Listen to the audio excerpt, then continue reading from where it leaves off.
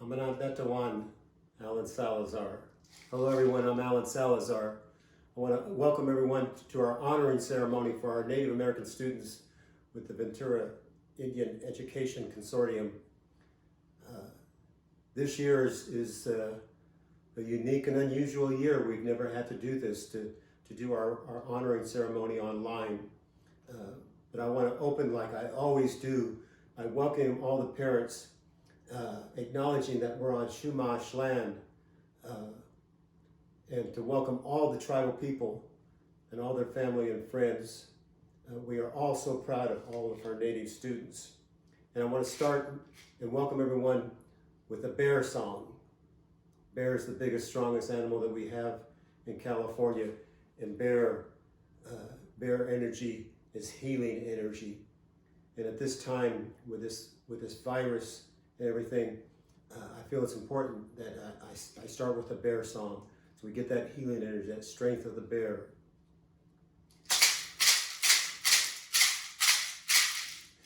In the May, in the May, in the May to fire.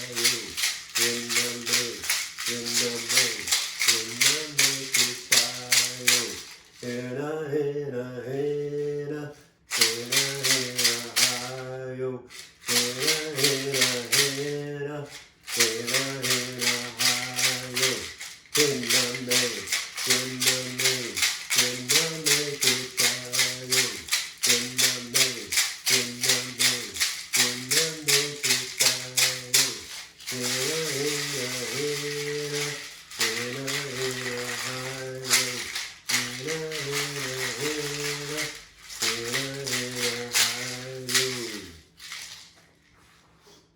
I want to share a quick story.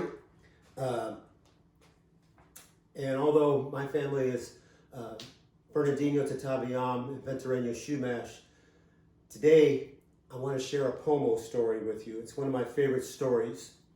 And it's a story about Coyote, how Coyote saves the Pomo people. And it says that one person, one coyote can make a big difference. And in today's world, we need to remember that. Each of us can make a big difference. Long, long ago, the Pomo people used to live about 100 miles north of San Francisco. They still do. And many of their villages used to be around a giant lake. And it's called Clear Lake because the water is so clear, you could see all the fish in it. And for thousands of years, Clear Lake provided more than enough food for the Pomo people to survive. Small fish, medium-sized fish, big fish, green fish, brown fish, orange fish, yellow fish, all kinds of fish. But about 1,000 years ago, there was a great drought in California. Scientists have proved that this is true. That it didn't rain for almost 25 years. And this giant lake started to shrink and get smaller and smaller and smaller till it was completely gone. No more small fish, medium-sized fish, big fish, green fish, brown fish, orange fish, no more fish.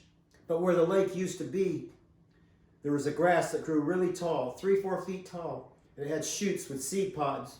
And the Pomo Indians would go down and collect those seed pods and grind them up and make a little soup, a little mush. It wasn't very much. It was barely enough for them to survive on.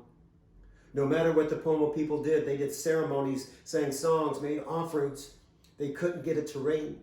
And one day a coyote like this came along and he was looking for a nice green spot to take a nap. And he was almost ready to go to sleep when he heard this buzzing noise. Buzz. And the coyote sat up and he looked off. And way off in the distance, he saw what he thought was a cloud. And he got excited, thinking maybe if that's a rain cloud, if it rains, the sky people can bring back the lake and the fish. But then he realized that's where the buzzing noise was coming from. And as Coyote sat up and started looking at this cloud, the cloud was getting closer and closer to Coyote, and there was a loud buzzing noise. Buzz. And the Coyote realized it wasn't a cloud at all. It was thousands and thousands of grasshoppers, and they were eating all the grass. And Coyote knew that if they ate all the grass, the Pomo people would starve, and they would have nothing to eat. Coyote called out to the sky people. He goes, "Hey, it's just me. What can I do to stop all these grasshoppers?" And the sky people spoke down to Coyote and said, "If you do exactly as we say, you can save the Pomo people." He said, "Okay, tell me what to do." They said, "First, We want you to go to those grasshoppers and catch as many grasshoppers as you can. Eat as many grasshoppers as you can, and eat until you can't eat anymore. Ugh, I have to eat grasshoppers? Yes. You have to catch as many as you can, eat as many as you can, and eat until you can't eat anymore. Well, there was thousands of grasshoppers, so it wasn't hard to catch them. He went over and started catching pawfuls of grasshoppers. He's shoveling grasshoppers in his mouth. His cheeks were all full of grasshoppers. He's catching hundreds and hundreds of grasshoppers. He's catching thousands and thousands of grasshoppers. He's shoveling thousands and thousands of grasshoppers in his mouth. His cheeks were all full of grasshoppers. His stomach, it's all full of grasshoppers. He's eaten almost all the grasshoppers. There's only 50 or 60 left. He goes, I'm stuffed. Is that good enough? And the sky people say, yes, Coyote. Don't eat those last 50. We have a plan for them. But now we need you to find the softest spot in the meadow and dig a hole and dig until you can't dig anymore. He goes, but I'm stuffed. Now you want me to dig? Yes, we want you to dig a hole and dig until you can't dig anymore. He goes, okay. He goes over and finds a nice green spot. The soil's real soft. And he starts digging down. He's 3 feet, 4 feet, 5 feet. You can't even see Coyote. Dirt's flying out of the hole. He's down 60 feet, 80 feet, 100 feet.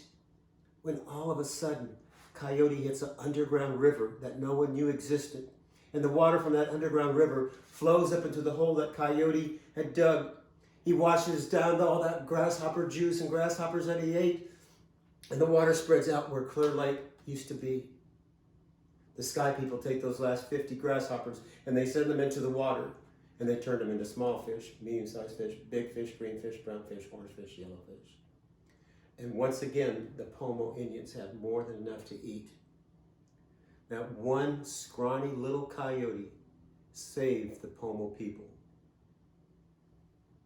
As I look out at everyone today, like I have in years past, I would see families and young people. The young people, sit and talk to your parents. Sit and talk to your grandparents. Learn their stories, learn where they're from, and then take those stories and pass them on to the next generation and the next generation, the next generation. Thank you for allowing me to share this story, to opening our honoring ceremony for our Native American students. I love and respect all of you. Kiwanan.